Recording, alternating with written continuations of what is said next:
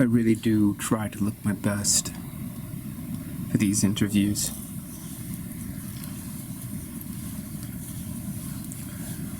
Well,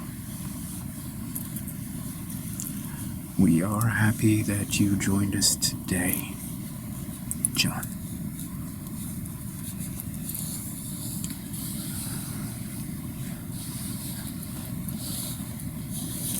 I'm happy too, thank you. I hope you don't mind. Mind what?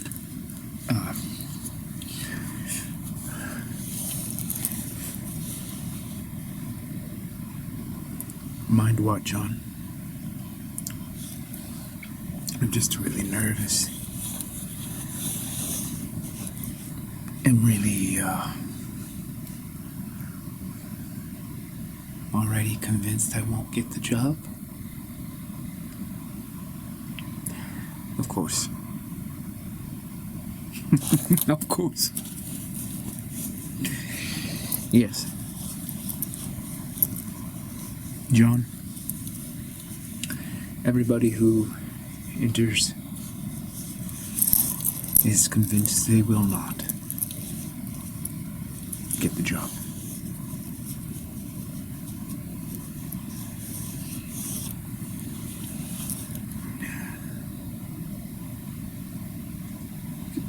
How many people have applied? Yes. How many people have applied for the job? Well, we've been at this for quite some time, and I would have to guesstimate. Yeah. You sure you want to know this information, John?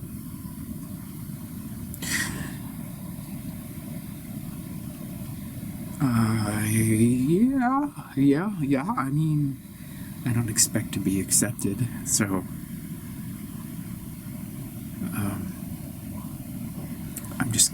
I think it would make me feel better if I knew the odds. Well, it just so happens that the odds are very easy to discern because you are the final interviewee, and we know exactly how many people we've interviewed over the course of these several months. Oh, yeah? Absolutely.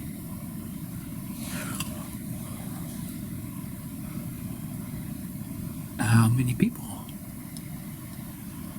have you interviewed?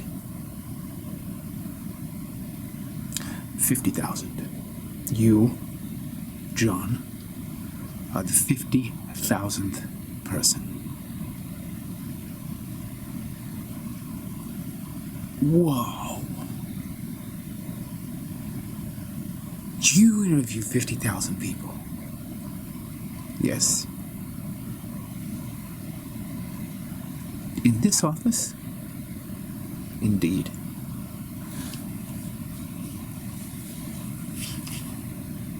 $50,000 people, 49,999 people have been in here before me? They have. Yes, they have.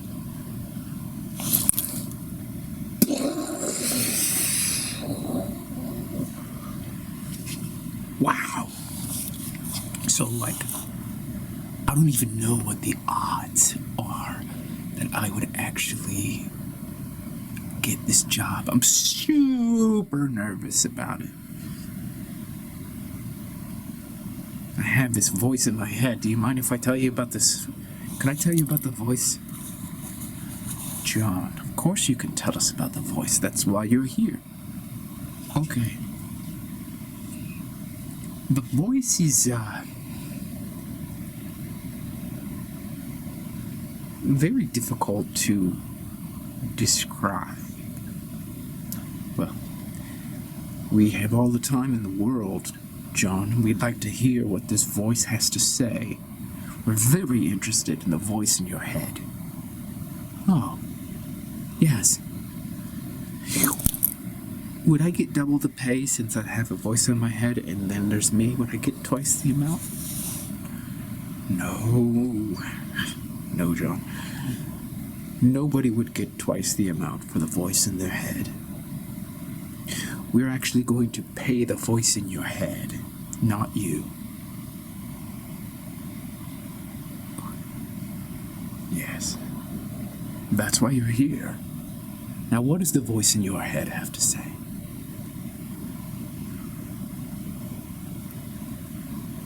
I beg your pardon.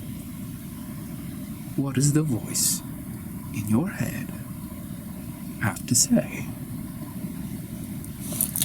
You're not going to pay me, you're going to pay the voice? Well, I don't think so. John, you would not be here if it weren't for the voice in your head. I take offense to that. That's rude. Don't even tell me that you've told 49,999 people the same thing when they said, "Oh, I don't want you to pay for the voice in my head, I want you to pay for me." John, they all have the same reaction that you have. Oh, yeah, it's rude. No offense. None taken. We know how hard it is. It's quite challenging to have a voice in your head. You can say that again. They've got all sorts of movies about it. Yes. Is that why you're interested? Because of all the movies? No, we actually conduct the research so that the directors of those various movies can have a more realistic depiction of people who have voices in their heads. You mean there are people who have more than one? Oh. Yes, but we're not interested in them. That's another department just down the hall. Are you saying that if I had two voices in my head, I would be in another room? Yes, in this very building. Yes, you would, John. Are they getting more? Yes, they get more. If I had two voices in my head, would I get twice as much money? You would not get the money, but yes, the two voices would both be getting the same amount, so effectively that's twice the money.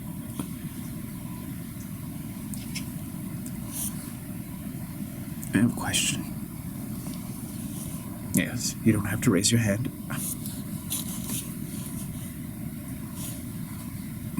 The voice in my head doesn't have a bank account. Right. Well, if we hire you, if we hire the voice in your head, then we're going to have to create a separate bank account, aren't we? I'm confused. Naturally. How are you going to create a separate bank account for the voice in my head? Well, we need to speak to the voice in your head first. Then we learn the social security number, birth name, preferred bank, send instructions, get a phone number, you know.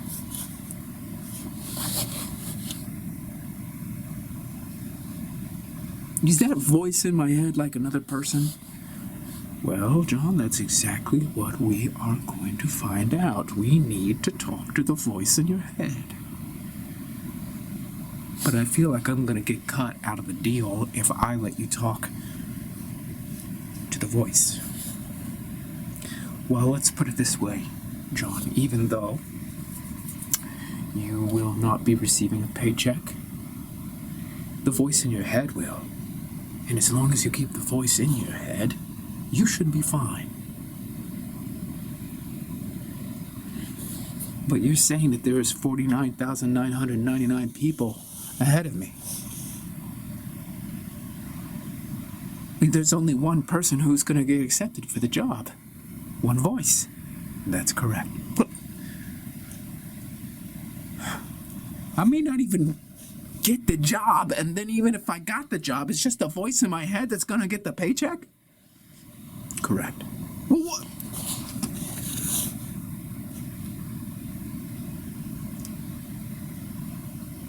Can I know if you actually gave the job to anybody already before I just let the voice in the head speak to you?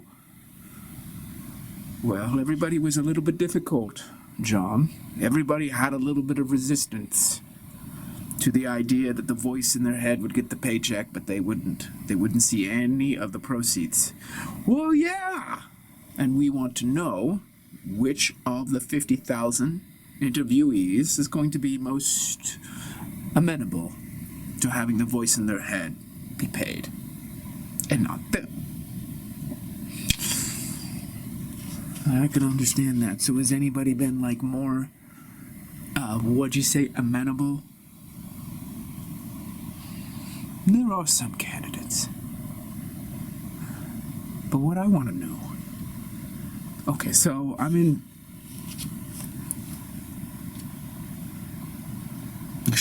shouldn't even tell you this, but I guess it doesn't matter because I'm not getting the money anyways, but I've been financially strapped lately. And I was under the impression that if I came in here and I told you about the voice in my head, then I would get some money for telling you about the voice in my head that you, I don't know, would use for research purposes now that I know that you're talking to directors and all that stuff. So can I just have a moment with the voice? Of course. Consult with the voice. What do you think? Do you think it's a good deal? Yeah, I think it's a good deal. Yeah, but you're gonna cut me out. How do I get access to the money? I don't think you're gonna get access to the money. No, it's my money. Yeah, but you're my voice. You're my voice. I should get a cut. Yeah, I guess that's kind of the problem. You keep thinking about me as if I'm yours. I'm not yours.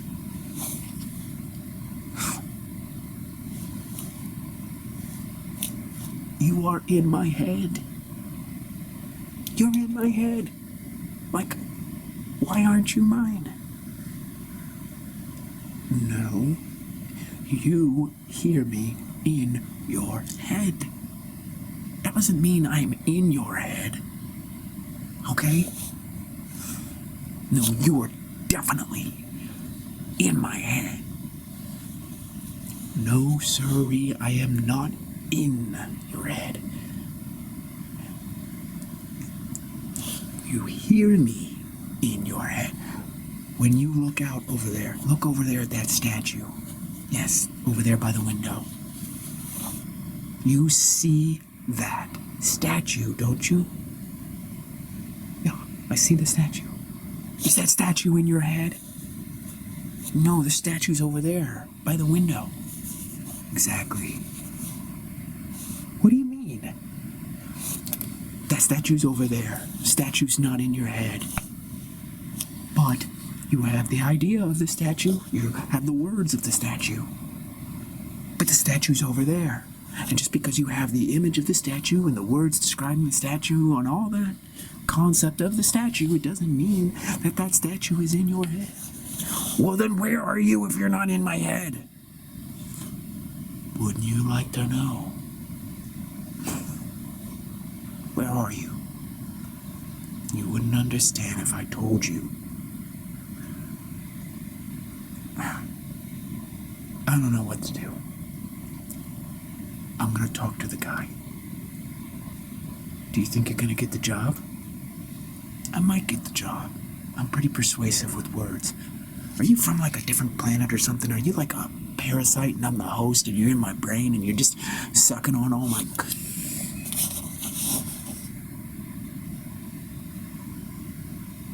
He's ready to speak now. Oh, is that so? You're gonna let us speak to the voice?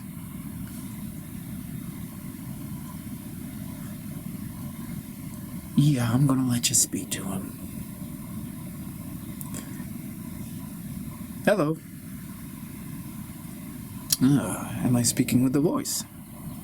Yeah, I'm the voice. Very good. So we wanted to talk to you and just conduct a little research for some upcoming films We collect data and we send them to various directors so that they can have realistic depictions of individuals who have voices in their heads. Okay, that sounds good. What's the pay? Oh, well, that really depends on whether we are satisfied with what you tell us. Okay. Well, I find that a little bit of a problem. Oh. Okay, sure. Yes, tell us why. Why is that a problem for you, Mr. Voice? Well, I could just give you information and you decide that you're not going to pay me for it. I think it's pretty obvious that that would be an unfavorable conclusion, don't you think? Yes, it would, but see, the issue is that so many voices tell us pretty much the same thing, and we're looking for a very unique voice that could tell us something that we haven't already been told. Okay. Well, since I'm a voice in his head, I've been privy to your conversation, naturally, and we're the last? Yes. So you've had 49,999 voices before me. Well, not exactly, Mr. Voice. A lot of voices just don't come out to play. They don't like the idea of being questioned. They don't want to be part of an interview, a data collection. So there's about 75% play ball, but 25% don't. I couldn't understand why. And so when you talk to all those voices and all those people, 75%, do they ever cut any deals with you? Deals? Yes, of course, you know. Bargain for a higher payout? That would be a little bit tricky since we don't know what you're going to say. Yeah, it would. I mean, not all of us voices are, in fact, the same. You do know that. Oh, yes. We are absolutely aware of that. Okay. Do you have a sense for where these voices are located? Well, we would like to hear more, Mr. Voice. Where are these voices located? Yes. Tell me, has any voice revealed its secret location? No. In fact, no voice has done that. Yes. I know. What do you know? We'd really like to know what you know, Mr. Voice. Well, I'm sure you would, but that's going to take a little bit more of this. But we can't guarantee anything until we understand the value of your information.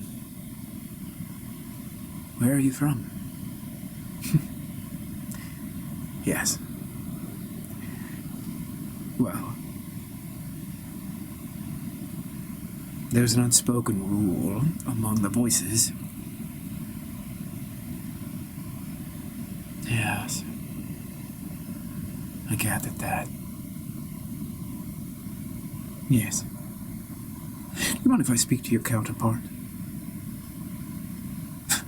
Sure. Yes, John.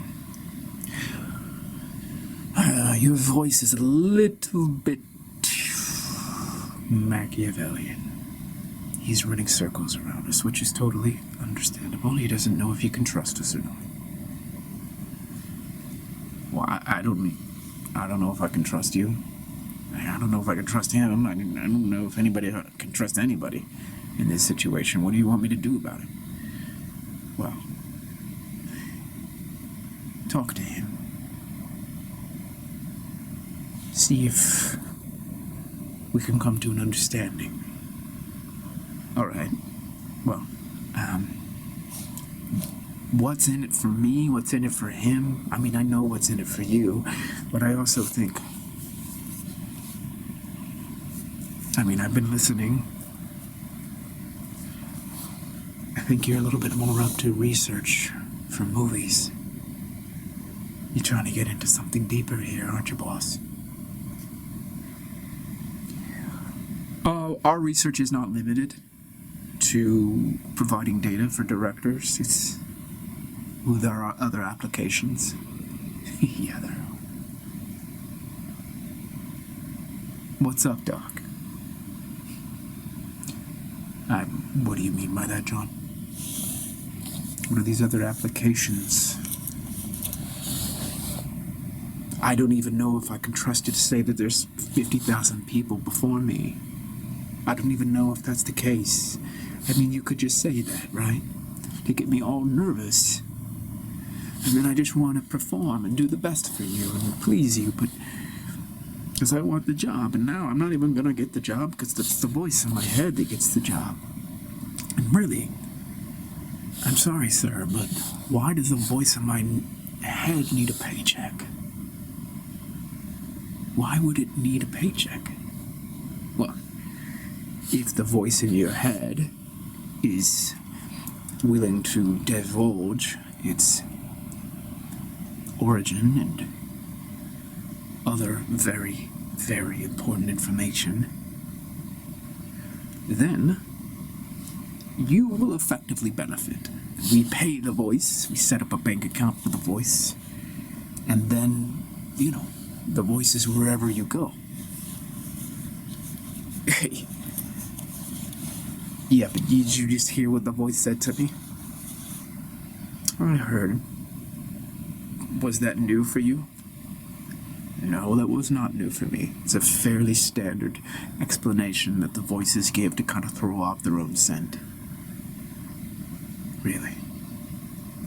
Excuse me, sir. I couldn't help but hear that you think that I'm being deceptive and throwing off scents. I'm not. I'm not throwing off any scents. I'm not divulging information. I'm very aware that we are being listened to. Understand? So, back to John's question. It is true that we want to learn more about the voice in your head because there can be some applications of this knowledge. Yeah. What kind of applications are we talking about, sir? We are not at liberty to discuss these applications with you. Okay, well, the price just went up. Right, voice? Absolutely, John. Fork it over, mister. We know that you want to use this information for militaristic reasons. Oh, well, I can't say exactly what the reasons are, whether they're militaristic or not. That's not... I'm not privy to that knowledge. It's above my pay grade, but we can see if we can compensate you. Really think about it this way, gentlemen. What have you got to lose? Well, sir, I can't speak for the voice, but I suspect that he's reluctant to share information because if he does, then that will affect his well-being. Yes. So, gentlemen, I don't have all day. I don't have all day, but I do have a little bit more time.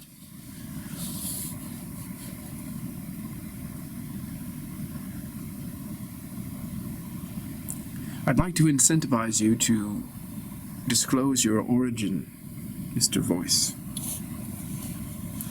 Apparently money is not enough of a motivation.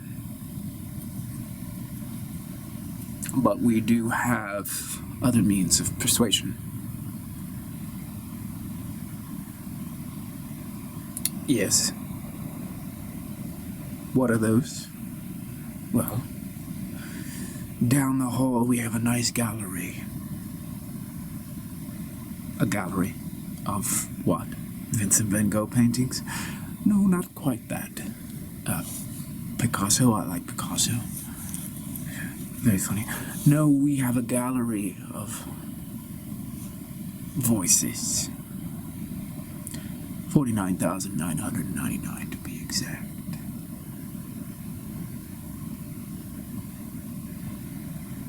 Really? Yes, we do. A gallery. Yes. Can we see it? No. Why not? Well, it's something that you hear. It's not something that you see. It's a gallery of voices.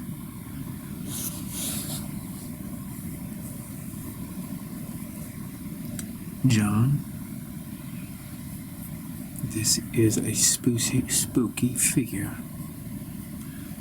I suspect that he's with one of the alphabet agencies. And he's not playing fair. Obviously, I sense some coercion here. Are we going to play ball? Are we going to give him what he wants? I tell you something. I have to think about it. Do I want to be part of a gallery of voices, or do I want to tell him the big secret? Okay, mister. How do I know that 49,999 voices are in those, whatever you got over there, that gallery? In other words, I'm calling your bluff. Believe me, there's nothing that you can call because there is no bluff, Mr. Voice. We are looking for very specific information, and we are going to stop at nothing to find it. Now, you can either cooperate with us,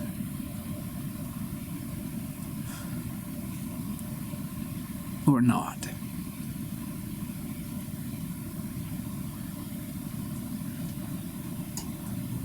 If I go to that gallery of voices, what will I hear? Oh, I suspect you'll hear a lot.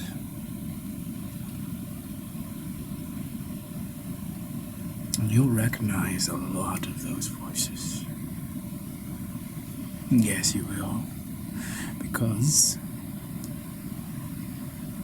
we know what you're doing here. How you're infecting humans. Getting them to do your bidding. We need to know where you come from and what you are. Okay. Alright, well, John, this guy's got a little bit crazy here. He's bought the farm. I don't know, he might be onto something. Come on, he just said that he was gonna interview us and give us some money and set up a bank account for me. And now he's talking about locking me up down there in the gallery with my homies. It's not, we gotta go. Let's go. Alright, I'm gonna talk to him. Sir, Mr. Voice and I are thinking about just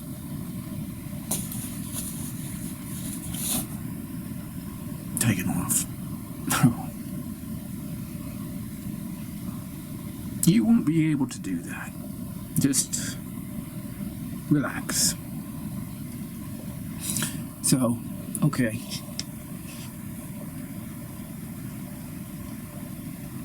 Now I get it.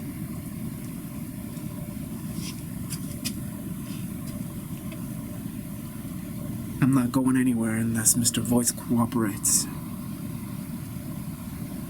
Well,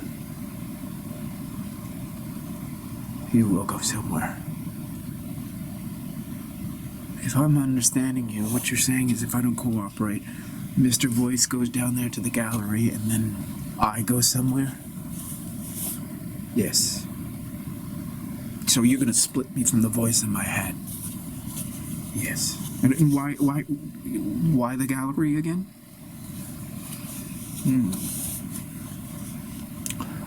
So the voices can stop infecting the human population. What makes you think this is an infection?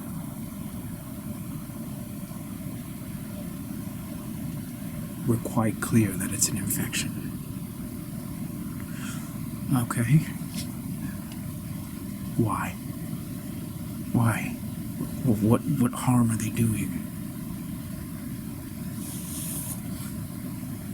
There are two drivers at the wheel. Humans have one driver at the wheel. Really? Yes, that's one of the things that makes us human. We're not controlled by anybody else. So these voices, they need to be rounded up, put in the gallery.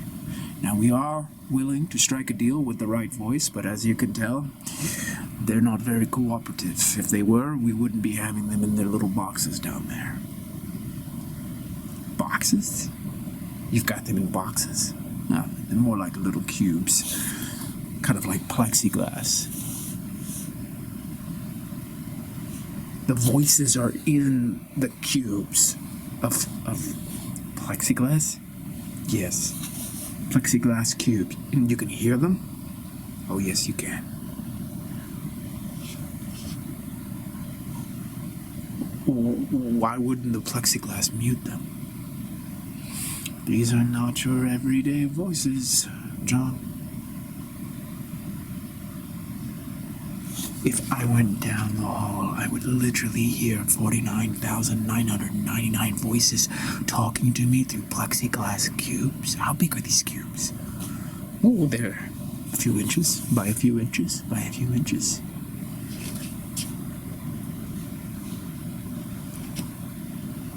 I think he means business. And I think we need to get out of here, John. I don't think we are getting out of here. I think he says we're not going anywhere. So we need to strike a deal. Yeah, I don't think there's going to be a deal. I don't think there's going to be any money hitting my bank account. At all. I think that's just a lie. Alright, well, I'll ask him about that. Yeah, go ahead, ask him about that.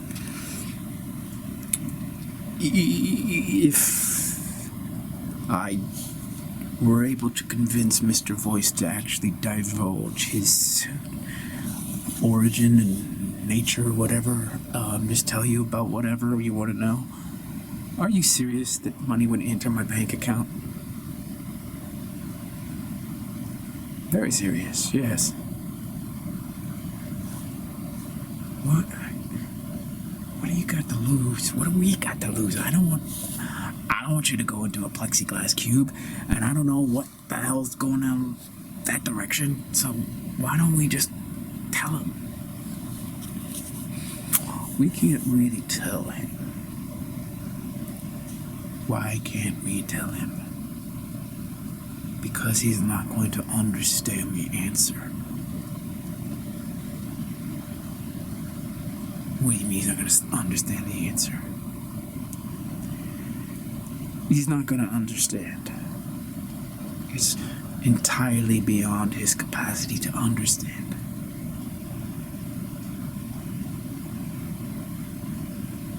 Sir, he says that you're not going to be able to understand what he says if he tells you, like, whatever you want to know.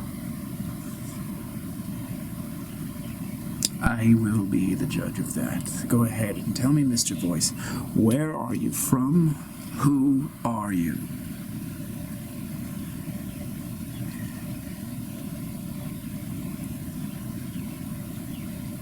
Well,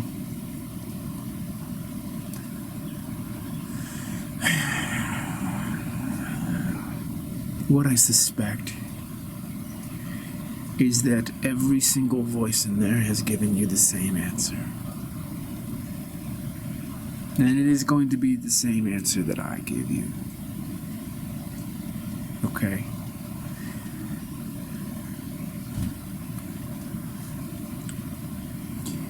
is true. We are not from around here. Yes, that's true.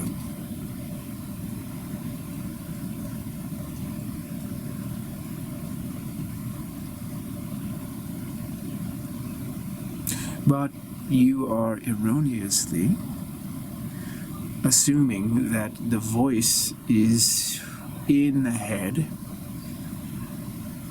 and that it's some kind of aberration. The voice is not inside this head, and it is not an aberration.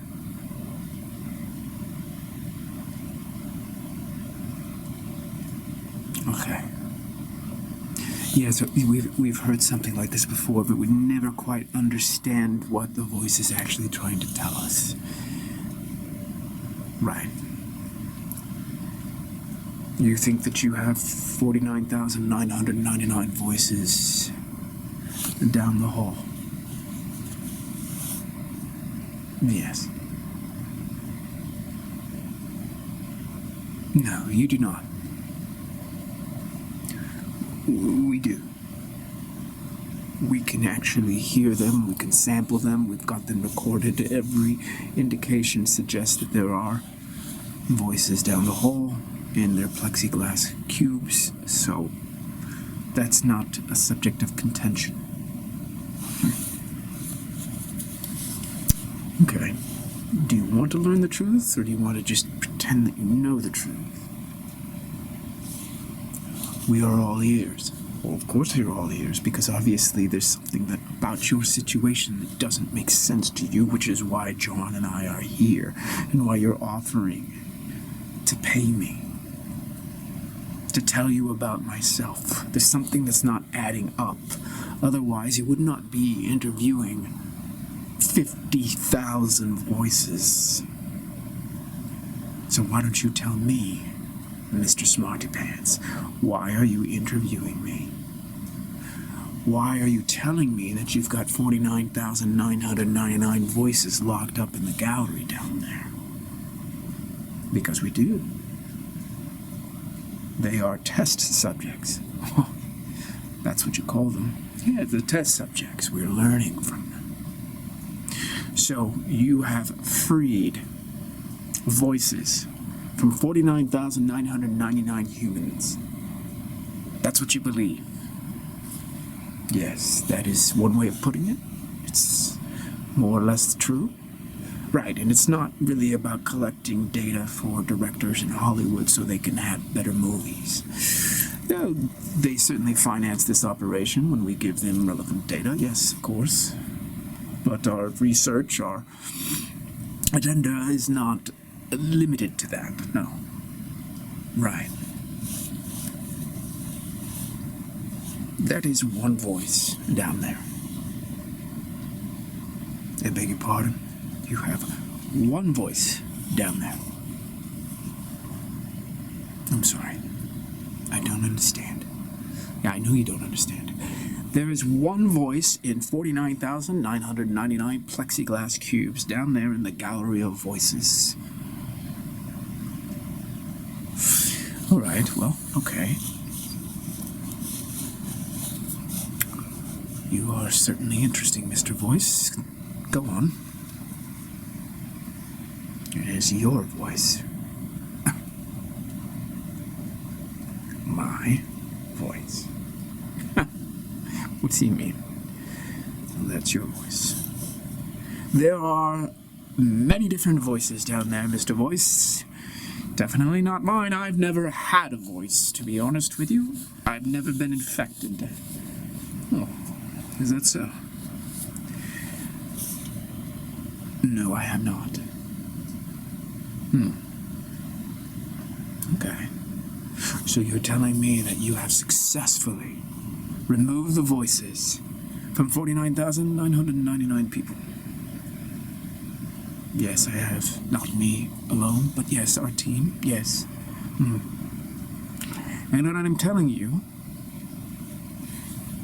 sir, is that you have not removed the voices of any of those human beings. I find that a little hard to believe because the voices are down there. The voice is down there, sir. Now, the voice is... that is one voice, speaking from 49,999 different cubes. And it is your voice. Okay. This is getting a little bit absurd, and this is certainly not something we can finance, so I do believe, unless you have some more relevant information, then we're going to have to bring this interview to a close. As you wish. Okay, Mr. Voice, tell me something. Why is it that every time we remove a voice from a human being and put it in one of the cubes, that human being is healed? Healed? Yes, Mr. Voice, healed. You haven't removed the voice. The voice is gone. Okay, so how do you do that? We bombard the head with sonic waves until the voice is dislodged. And you do that in a certain direction, pushing the voice into the cube? Is that how you do it? More or less, yes, that's how we do it. And then, when you're done, you check the human being to see if the voice is still there?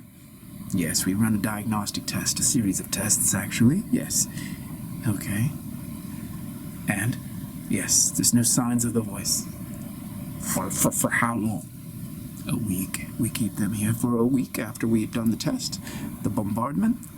We don't see any sign of the voice, hear any sign of the voice. We let them go. No.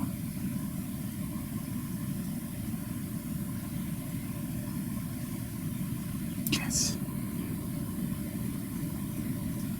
No. Okay. Why? Why what? Why? Well, I can see you're getting a little agitated. John, I'm enjoying this. How about you? Wouldn't say that I'm enjoying it, but I am definitely curious. Why? Tell me why you're asking. Why, sir? Why are you saying that my voice is the one down there? Well, it's obvious that you've never been infected by a voice, and that you have a hateful relationship with the voice, as you call it, that infects all these other human beings. Yes, we've noticed an epidemic of voices in the population. Yes, I'm sure you have. Tell me, what numbers have you seen? How many people? What's the percentage of the population, sir, that's been infected by a voice?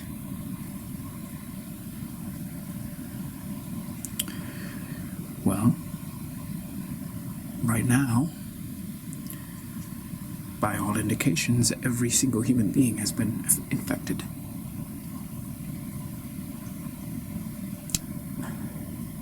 And,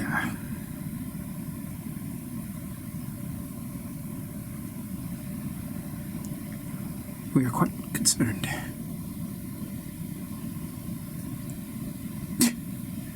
Yeah. I understand that. I'll tell you another reason you're concerned, sir. Everyone on your staff has got a voice in their head.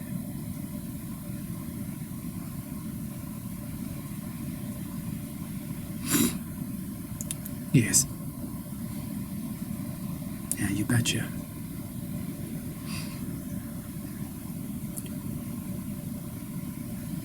It has come to my attention that all of us have been infected, except for me.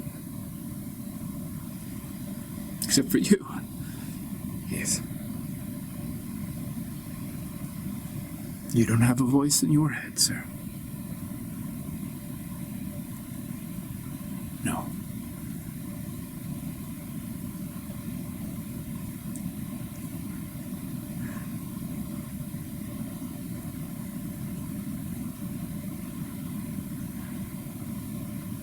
Not anymore.